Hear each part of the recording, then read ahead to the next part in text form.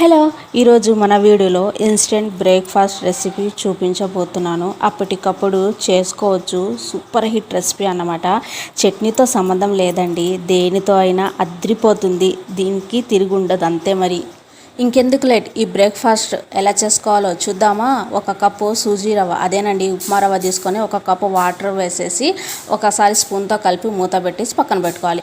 రవ్వ నానేలోగా కొన్ని ఇంగ్రీడియంట్స్ అనేవి కట్ చేసుకోవాలి ఈ బ్రేక్ఫాస్ట్కి. సో ఇక్కడ నేను ఒక చిన్న సైజు ఉల్లిపాయల చాప్ చేసి పక్కన పెట్టుకోవాలి, ఒక టమాటా, అలాగే వెల్లుల్లి, ఎండుమిర్చి మొత్తం ఇలా రెడీ చేసుకొని పక్కన పెట్టుకోవాలి. రవ్వ 10 నిమిషాల తర్వాత చక్కగా నానాయి కదా. సో మిక్సీ జార్లో వేసేసి ముందుగా మనం కట్ చేసి పెట్టుకున్న ఇంగ్రీడియంట్స్ మొత్తం ఈ రవ్వలో వేసేసి రుచికి సరిపడా సాల్ట్, కొన్ని వాటర్ అనేది వేసేసి మెత్తగా గ్రైండ్ చేసుకోవాలి. ఇలా దోసల పిండి లెక్క వేసుకోవాలి. ఇలా వేసుకున్న తర్వాత ఇందులో కొంచెం జీలకర్ర, అలాగే కొంచెం బేకింగ్ సోడా, ఆప్షనల్ అండి, ఇష్టం ఉంటే వేసుకోవచ్చు, లేకపోతే అవాయిడ్ చేసుకోవచ్చు.